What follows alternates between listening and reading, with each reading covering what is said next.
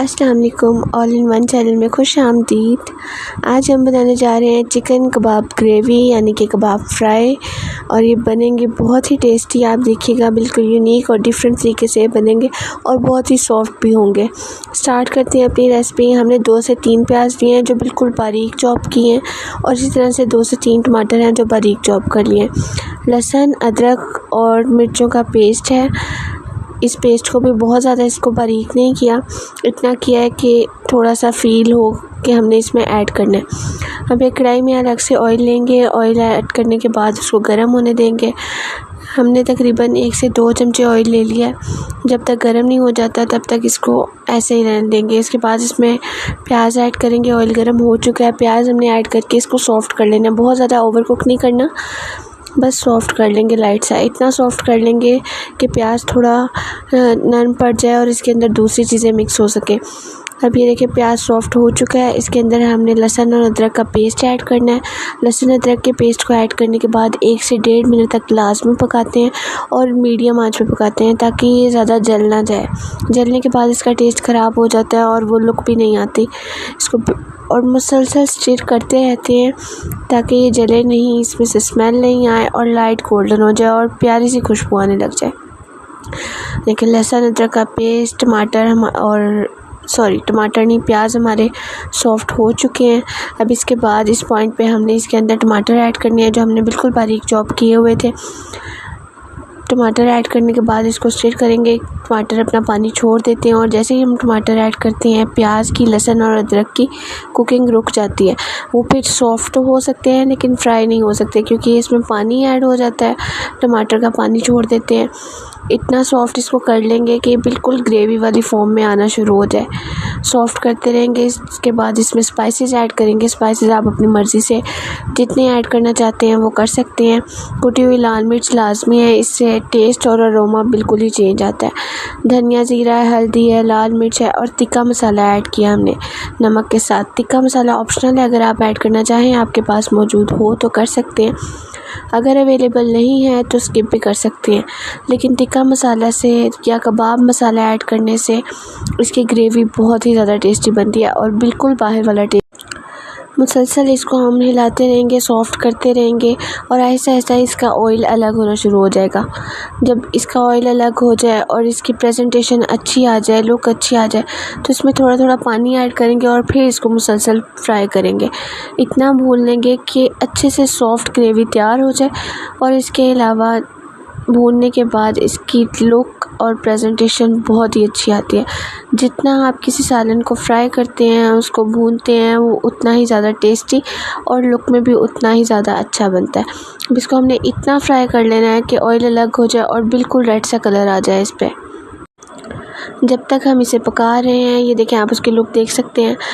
अगर आपको ये वीडियो अच्छी लग रही है, आपको इस रेसिपी की ज़रूरत थी, तो आप हमारे चैनल को सब्सक्राइब कर दें, लाइक कर दें और वीडियो को अपने फ्रेंड्स के साथ शेयर भी करें।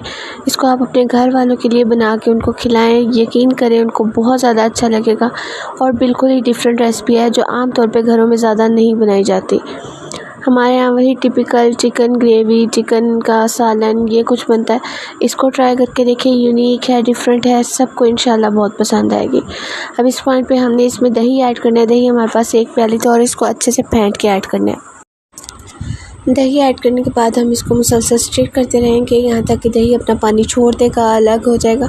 फिर इसको हम कवर कर देंगे। कवर करने के बाद हम इसको 5 से 10 मिनट तक पकने देंगे ताकि ग्रेवी दही के अंदर अच्छे से सॉफ़्ट हो जाए और बहुत ही टेस्टी सी बन के तैयार हो जाए।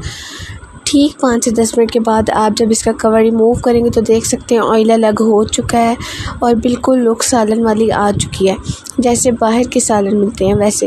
लेकिन अभी भी थोड़ी सी ग्रेवी कच्ची फ़ील हो रही है या फिर प्याज ज़्यादा सॉफ़्ट नहीं हुए। इसको अभी हम मुसलसल भूनेंगे और वही स्टेप दोहराएंगे जो हमने स्टार्ट पे किया था।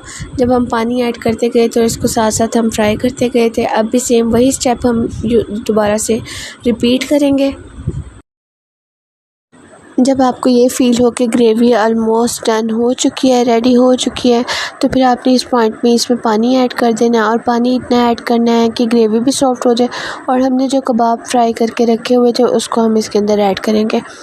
कबाब हमने शैलो फ्राई किए थे पहले और फिर उसके बाद हमने इसको फ्रीज़ कर लिया था। फ्रीज़ करने के बाद कबाब को हम ऐसे इसमें ऐड कर देंगे, वो दम में ही इसमें पक के रेडी हो जाएंगे क्योंकि वो पहले से हाफ़ फ्राई हुए हैं। अब इसके अंदर ऐड करेंगे तो वो मज़ीद पक जाएंगे और काफ़ी होगा, उसको दोबारा से हम फ्राई नहीं करेंगे। अगर आप फ्रेश कबाब बनाते हैं तो फिर उसको फ्राई करने की ज़रूरत महसूस होती है क्योंकि फ्राई करने के बाद ही वो हार्ड शेप में आते हैं और फिर हम ग्रेवी में रख सकते हैं। कबाब ऐड करने के बाद हम इसको बिल्कुल लाइट हैंड से मिक्स करेंगे, बहुत ज़्यादा इसमें चम्मच नहीं चलाएंगे वरना कबाब टूट सकते हैं क्योंकि अब ये फुली कुक नहीं हुए। कबाब ऐड करने के बाद हम इस पर कवर कर देंगे, इसलिए कवर करेंगे ताकि ये दम में पक जाएं। बहुत ज़्यादा हाई फ्लेम नहीं करनी है, आपने नॉर्मल फ्लेम रखनी है ताकि ओवर कुक ना हो, बाहर से ज़्यादा पके हुए ना लगे, अंदर तक ये कुक हो जाए। देखें थोड़ी देर बाद हमने इसका कैप रिमूव करके देखा है तो कबाब ऑलमोस्ट डन हो चुके हैं। अब उनका थोड़ा सा साइड चेंज करेंगे ताकि ऊपर से जो पक चुके हैं वो अब हर तरफ से कुक हो जाए और इसको लाइट हैंड से हम हिलाते हुए इसकी साइड चेंज कर देंगे। और एक बार फिर से इसको गरम मसाला और काली मिर्च हमने पहले ऐड नहीं की थी, ये भी एक टिप है, सीक्रेट टिप है कि अगर आप लास्ट पे गरम मसाला ऐड करते हैं, साथ में काली मिर्च ऐड करते हैं तो सालन का ग्रेवी या जो भी आप तैयार करें उसकी लुक और प्रेजेंटेशन तो अच्छी आती ही है, साथ ही साथ इसके टेस्ट में भी बहुत फ़र्क आता है और बहुत ही ज़्यादा टेस्टी सा सालन बनके हमारा तैयार हो जाता है। आफ्टर सम टाइम ये देखिए हमने इसका कैप रिमूव करके देखा है। इसको फ्राई तो हम पहले कर चुके थे, भून चुके थे, अब सिर्फ थोड़ा सा पकना बाकी था और इसका अच्छे से मिक्स होना बाकी था। वो हो चुका है और बहुत ही अच्छा, बहुत ही टेस्टी सा बनके तैयार हुआ है। अब आप इंजॉय करें, मैं भी इंजॉय करती हूँ। वीडियो अच्छी लगी हो तो लाइक, सब्सक्राइब और शेयर लाजमी कीजिएगा। मिलते हैं आपसे नेक्स्ट वीडियो में, तब तक के लिए अल्लाह हाफ़िज़।